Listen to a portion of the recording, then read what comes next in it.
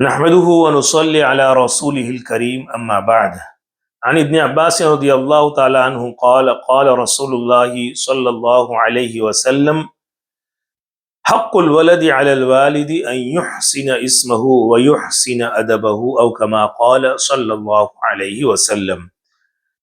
वो नानी अने मुख्तसर अने जामे हदीस छे। अल्लाहना रसूल सल्लल्लाहु अलैहि वसल्लमे फरमायुं के છોકરાનો અને છોકરીઓનો મા બાપના ઉપર હક છે કે એ લોકોને મા બાપ લોકો સારું નામ આપે, સારું નામ રાખે. જ્યારે પણ છોકરો અને છોકરી કોઈ બી મુસલમાન ઘરના અંદરમાં પેદા થાય તો એ છોકરા અને છોકરીનો રાઈટ છે, હક છે એઓના મા બાપના ઉપર કે એ છોકરા અને છોકરીનું સારું નામ રાખે. કારણ કે જ્યારે બી બેબી આવે દુનિયાના અંદરમાં ત્યારે તો એ બેબીને કોઈ વસ્તુની ખબર નથી હોતી. એટલે એ મા બાપના ઉપર અલ્લાહના રસૂલ સલ્લલ્લાહુ અલૈહિ વસલ્લમે કહ્યું કે મા બાપના ઉપર જિમ્મેદારી છે, હક છે કે પોતાની ઓલાદને સારું નામ રાખે. અને એનું કારણ એ છે કે અલ્લાહના રસૂલ સલ્લલ્લાહુ અલૈહિ વસલ્લમે બીજી હદીસના અંદરમાં ઇરશાદ ફરમાયું તદઉન યૌમલ કિયામતી બિઅસ્માઇકુમ વ અસ્માઇ આબાઇકુમ ફઅહસિનુ બિઅસ્માઇકુમ, કે કયામતના દિવસે તમુને તમારા નામથી અને તમારા મા બાપના નામથી બોલાવવામાં આવશે.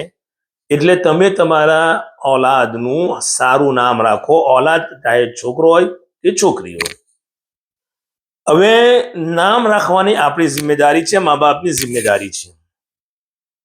જ્યારે પણ આપણી કોમ્યુનિટીના અંદરમાં, અને જે મારો અનુભવ જે છે આપણે ન્યુઝીલેન્ડ ઓસ્ટ્રેલિયાનો, જે અમે લોકો અરબ અજમ બધા હાથે અમે લોકો મળીએ એના અંદરમાં બધા જ કોમ્યુનિટીનો એ અમલ છે કે જ્યારે પણ એવાના ત્યાં છોકરો કે છોકરી પેદા થાય ત્યારે મા બાપ લોકો મસ્જિદના ઇમામને કે ઓલમાને પૂછે કે ભાઈ અમારે ત્યાં છોકરો કે છોકરી થઈ તો અમે શું નામ રાખીએ. અને ઓલમા લોકો એ લોકોને ગાઈડ કરે કે ભાઈ તમે આ નામ રાખો એમ.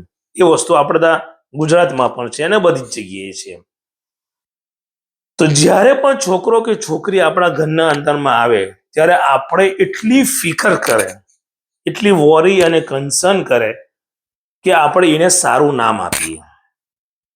અને અલ્લાહના રસૂલ સલ્લલ્લાહુ અલૈહિ વસલ્લમે ઇરશાદ ફરમાયું કે મા બાપ પોતાની ઓલાદને સૌથી પહેલું કોઈ ગિફ્ટ, કોઈ હદિયો આપે એ પોતાની ઓલાદને સારું નામ આપે.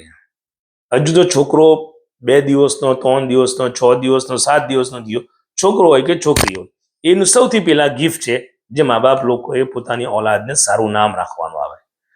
હવે યુઝ્યુઅલી જે આપણી કોમ્યુનિટી, ખાસ કરીને ગુજરાતી કોમ્યુનિટીના અંદરમાં આપણે જોઈએ તો અલ્હમ્દુલિલ્લાહ આપણા ગુજરાતના અંદર માશાઅલ્લાહ અંબિયાના નામ રાખે, યુસુફ, ઇસ્માઇલ, ઇસ્હાક, ઇદ્રીસ.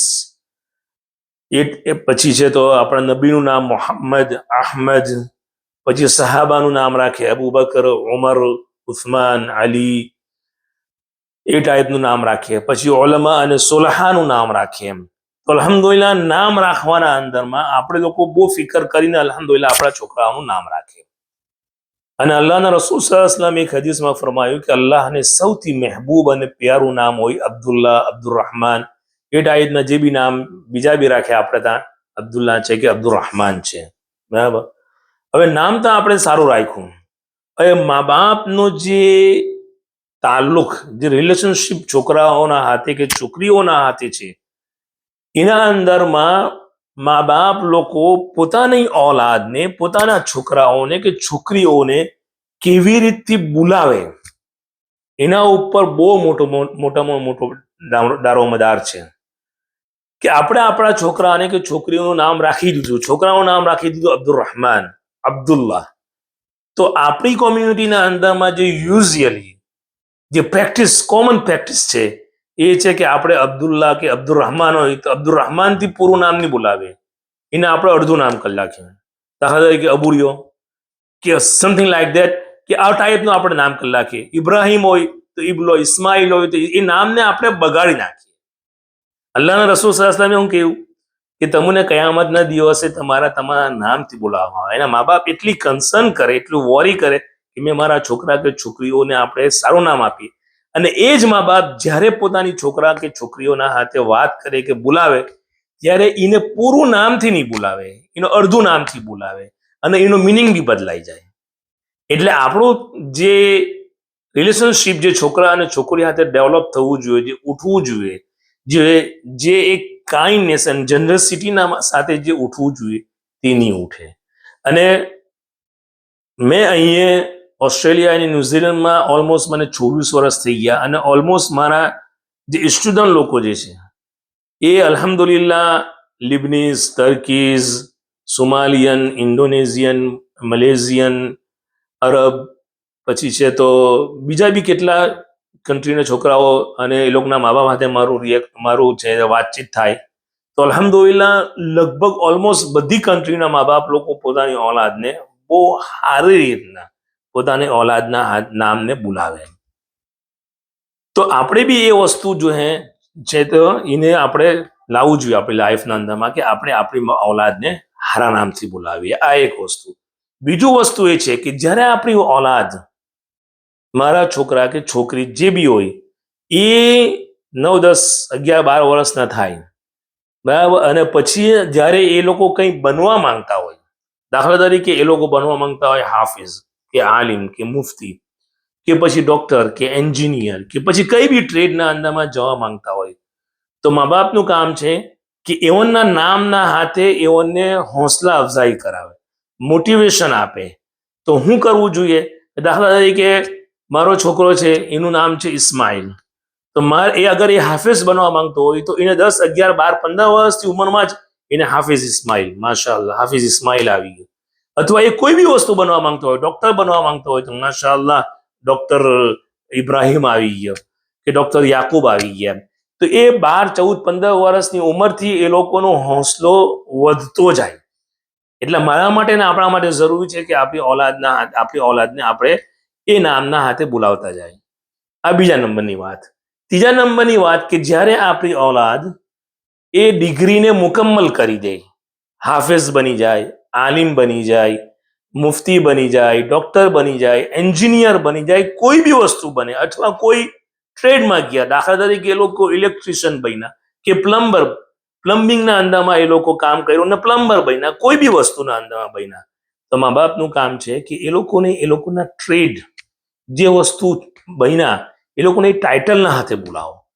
દાખલા તરીકે આપણે આપણા ગામના માશાઅલ્લાહ ઇમામ સાહેબ, મૌલાના સાહેબ, આપણા ગામના ડોક્ટર સાહેબ, જે કોઈને આપણે કેટલા રિસ્પેક્ટથી અને ઇજ્જતથી બોલાવે, ઓ માશાઅલ્લાહ ઇમામ સાહેબ છે, આ મૌલાના સાહેબ છે, આ છે.